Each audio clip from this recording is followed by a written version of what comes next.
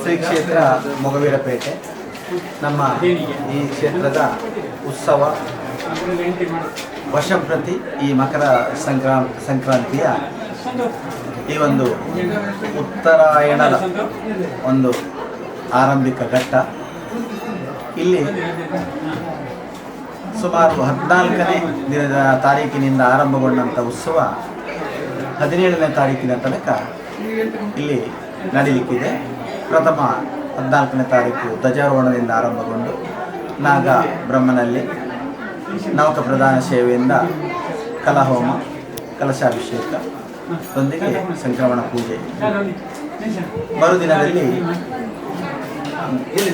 ನಮ್ಮ ಈ ಒಂದು ಕ್ಷೇತ್ರದ ದುರ್ಗಾ ಪರಮೇಶ್ವರಿ ಹಾಗೂ ಕಪ್ಪಣ್ಣ ಸ್ವಾಮಿ ಇಲ್ಲಿಗೆ ನವಕ ಪ್ರಧಾನ ಕಲಶಾಭಿಷೇಕ, ಅದರೊಂದಿಗೆ ಪರಿವಾರ ಒಬ್ಬರೇಶ್ವರ ಹಾಗೂ ಸರ್ವ ಸಾನ್ನಿಧ್ಯಕ್ಕೆ ಪಂಚವಿಂಶತಿ 25 ಕಲಶಗಳನ್ನು ಸ್ಥಾಪನೆ ಮಾಡಿ ಒಂದು ಕಲಶಾಭಿಷೇಕವನ್ನು ಮಾಡುವುದರ ಮೂಲಕ ಸಾನ್ನಿಧ್ಯಕ್ಕೆ ವಿಶೇಷ ರೀತಿಯ ಕಲಾವೃದ್ಧಿಯನ್ನು ನಾವು ಪ್ರತಿ ವರ್ಷ ಮಾಡ್ತಾ ಇದ್ದೇವೆ. ಹಾಗೆ ಈ ದಿನದ ಸಂಜೆ ರಾತ್ರಿ ಗೆಂಡೋತ್ಸವ, ಭಜನಾ ಕಾರ್ಯಕ್ರಮ, ಹಾಗೆ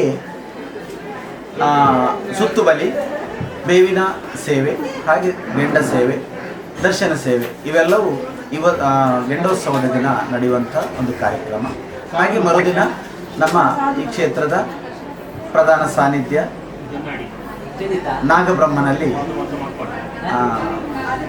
ದಕ್ಕೆಬಲಿ ಸೇವೆ ಹಾಗೂ ಹಾಲಿಟ್ಟು ಸೇವೆಯನ್ನು ಮಾಡುವುದರ ಮೂಲಕ ಅಲ್ಲಿ ತುಲಾಭಾರ ಸೇವೆ, ಹಾಗೆ ದುರ್ಗಾ ಪರಮೇಶ್ವರಿ ಸಾನ್ನಿಧ್ಯದಲ್ಲಿ ತುಲಾಭಾರ ಸೇವೆ ಅಲ್ಲದೆ ನಮ್ಮ ಕ್ಷೇತ್ರದ ಹಲವು ದೈವಗಳ ದರ್ಶನಗಳು, ಯಕ್ಷಿ, ಹಳಿಯಮ್ಮ, ಅದೇ ರೀತಿ ಬಂಡಿ ಹೈಗುಳಿ ಪರಿವಾರ ಹಾಗೂ ನಂದಿಕೇಶ್ವರನ ಸಾನ್ನಿಧ್ಯದ ಸಂದರ್ಶನಗಳು ನೆರವೇರುತ್ತವೆ.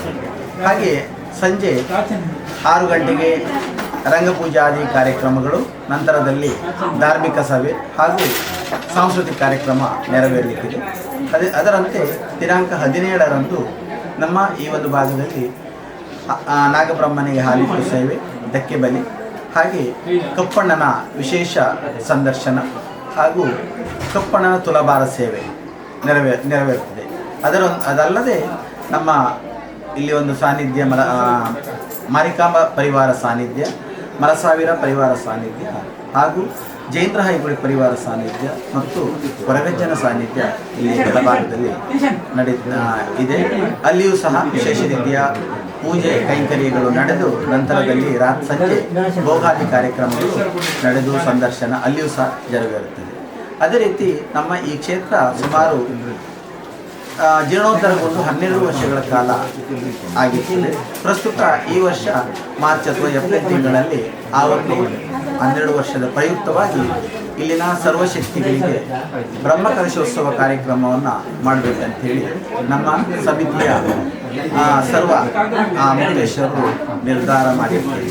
ಹಾಗೆ ಅದರೊಂದಿಗೆ ಕಪ್ಪಣ್ಣನ ಒಂದು ಸಾನ್ನಿಧ್ಯ ಸ್ವಲ್ಪ ಮಟ್ಟಿನ ಭಿನ್ನ ಆಗಿರುವುದರಿಂದ ಆ ಒಂದು ಕಪ್ಪಣ್ಣನ ವಿಗ್ರಹವನ್ನು ಪುನರಪಿ ನಿರ್ಮಾಣಪಡಿಸುವುದರ ಜೊತೆಗೆ ನಮ್ಮ ಈ ಕಪ್ಪಣ್ಣನ ಜೀರ್ಣೋದ್ಧಾರ ಅಂದರೆ ಪುನರ್ ಪ್ರತಿಷ್ಠಾಪನಾ ಕಾರ್ಯಕ್ರಮ ಸಹ ಆ ಸಂದರ್ಭದಲ್ಲಿ ನೆರವೇರಲಿದೆ.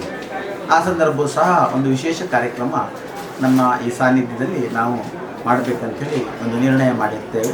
ಹಾಗೆ ನಮ್ಮ ಈ ಒಂದು ಭಾಗಕ್ಕೆ ವಿಶೇಷವಾಗಿ ಕರಾವಳಿ ಭಾಗದ ಭಕ್ತಾದಿಗಳು ಹೆಚ್ಚಿನ ಸಂಖ್ಯೆಯಲ್ಲಿ ಭಾಗಕ್ಕೆ ನಿರಂತರವಾಗಿ ಅವರ ಬರುವುದರ ಜೊತೆಗೂ ವಿಶೇಷವಾದ ಸೇವೆಗಳನ್ನು ಈ ಒಂದು ಇಲ್ಲಿಗೆ ನೀಡ್ತಾ ಬಂದಿದ್ದಾರೆ. ಅಲ್ಲದೆ ಹಿಂದಿನವರು ಹೇಳಿದ ವಾಡಿಕೆ ಪ್ರಕಾರ ಘಟ್ಟದ ಬರೆಯಿಂದ ಕಡಲ ತಡಿ ತನಕವೂ ನಮ್ಮ ಈ ಸಾನ್ನಿಧ್ಯ ನಂಬಿದಂಥ ಹಲವು ಭಕ್ತಾದಿಗಳು ಹೊರಭಾಗದಲ್ಲಿ ಇದ್ದು ಈ ಒಂದು ಸಾನ್ನಿಧ್ಯವನ್ನು ನಂಬಿಕೊಂಡು ವಿಶೇಷವಾದ ವ್ಯವಹಾರಗಳನ್ನು ಮಾಡಿಕೊಳ್ಳುವುದರ ಜೊತೆಗೆ ಅವರು ಏನು ಅಪೇಕ್ಷೆ ಪಡ್ತಾರೆ ಆ ಅಪೇಕ್ಷೆಗೆ ಅನುಗುಣವಾಗಿ ತಾಯಿ ದುರ್ಗಾ ಪರಮೇಶ್ವರಿ, ಕಪ್ಪಣ್ಣ ಸ್ವಾಮಿ, ಉತ್ತರೇಶ್ವರ ಪರಿವಾರ ಸರ್ವ ಸಾನ್ನಿಧ್ಯಗಳು ಅವರ ಅಪೇಕ್ಷೆಯನ್ನು ಇಲ್ಲಿ ಮನ್ನಿಸಿ ಅವರಿಗೆ ವಿಶೇಷ ರೀತಿಯ ಆ ಒಂದು ದೈವದ ಒಂದು ಏನು ಅನುಗ್ರಹ ಇದೆ ಆ ಅನುಗ್ರಹವನ್ನು ಅಂದಿನಿಂದ ಇಂದಿನ ತನಕ ಸಾನ್ನಿಧ್ಯ ಕೊಡ್ತಾ ಬಂದಿದೆ.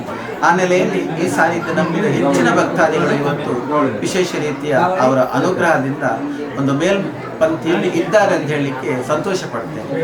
ಹಾಗೆ ಈ ಸಾನ್ನಿಧ್ಯದಲ್ಲಿ ನಮ್ಮ ಪ್ರತಿ ಸಂದರ್ಭದಲ್ಲೂ ನಾವು ಏನು ವಿಶೇಷ ಸೇವೆಯನ್ನು ಹಮ್ಮಿಕೊಂಡಿರ್ತೇವೆ ಆ ಸಂದರ್ಭದಲ್ಲಿ ನಮ್ಮ ಕೆಲವೊಂದು ಭಕ್ತಾದಿಗಳು ನಾವೇನು ಇಲ್ಲಿ ಬೇಕಂತ ಹೇಳಿದ್ವಿ ಆವಾಗ ಅದಕ್ಕೆ ಅನುಗುಣವಾಗಿ ನಮ್ಮನ್ನು ವಿಶೇಷ ರೀತಿ ಸ್ಪಂದಿಸ್ತಾರೆ.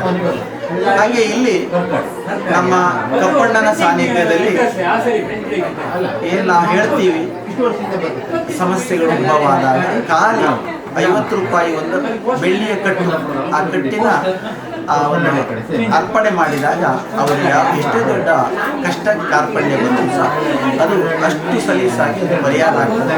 ಹಾಗೆ ಅಮ್ಮನ ಚಿಹ್ನೆ ಕೆಲವೊಂದು ಸಮಸ್ಯೆಗಳು ಬರ್ತದೆ. ಆ ಸಂದರ್ಭದಲ್ಲಿ ಇವತ್ತಿಗೆ ನಡೀತಾ ಇರುವಂತಹ ಬೇವಿನ ಸೇವೆ, ಆ ಸೇವೆ ಆ ಒಂದು ಪರಿಹಾರಕ್ಕೆ ಮಾರ್ಗವನ್ನು ಸೂಚಿಸ್ತದೆ.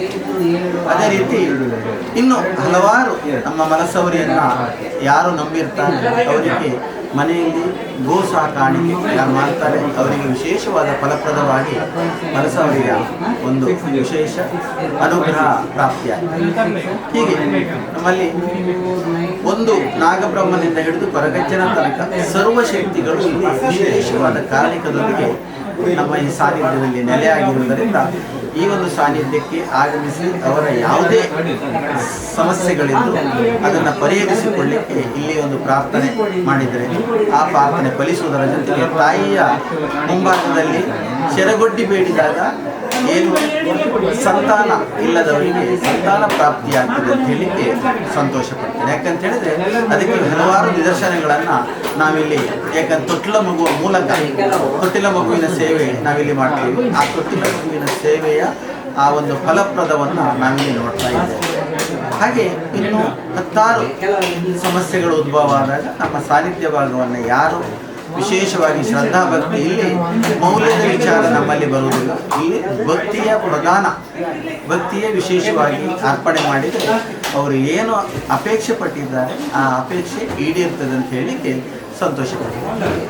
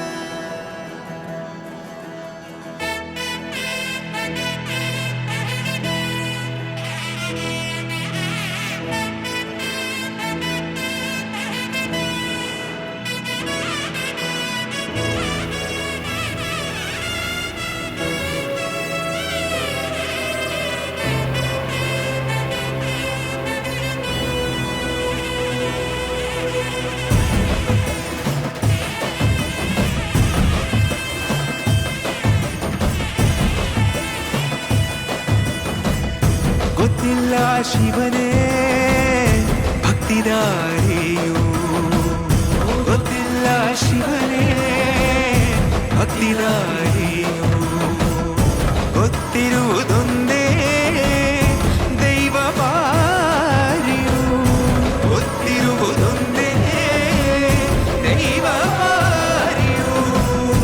ಉಳ್ಳಾಯ ನಿನ್ನ ನಿಲತೆಡೆಗೆ ಬಿದಡುಂದ ಮಾಯ ಸನ್ನಿಧಿಗೆ ಕಾಪು, ಗೊತ್ತಿಜ್ಜೆ ಶಿವನೇ ಯಾರು?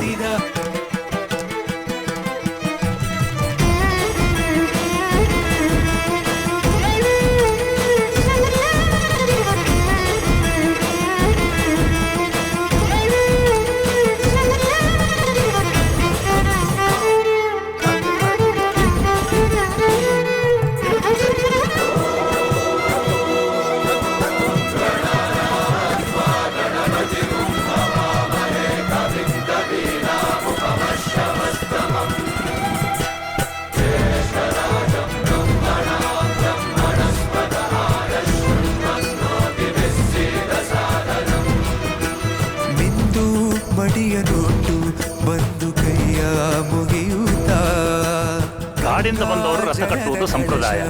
ಇಲ್ಲಿ ಇನ್ನು ಮುಂದೆ ನಾವು ನಡೆಸ್ಕೊಡ್ತೇವೆ. ಸರ್ವೇ ಜನಹಿತಂ ಪ್ರಾಣಂ ಸ್ಥಾಪಿತ, ಉಂಟಾಗಿಸುತ್ತಲೇ ಪರಶಿವ ಶಕ್ತಿಯ ಮಂತ್ರ ಘೋಷಧಿ ಮೆರೆದು ಭಕ್ತಿಯ, ದೇಹ ಶುದ್ಧಿರಣೇನ ಭೂಯಾ ಮನ ಶಾಂತಿರಣೇನ ಭೂಯಾ.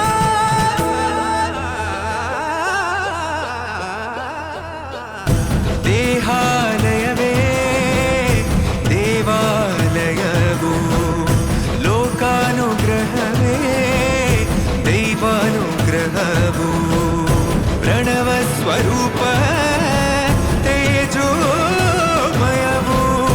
ಪುಣ್ಯ ಸಂಚಯವೇ ಪರಮ ಸುಖವು, ಯತ್ರ ಶ್ರದ್ಧಾ ಚ ಭಕ್ತಿಂ ತತ್ರ ಲಭತೆ ಜಯಂತಂ ದೈವಾಚಿತ್ತಂ, ಗೊತ್ತಿಜ್ಜೆ ಶಿವನೇ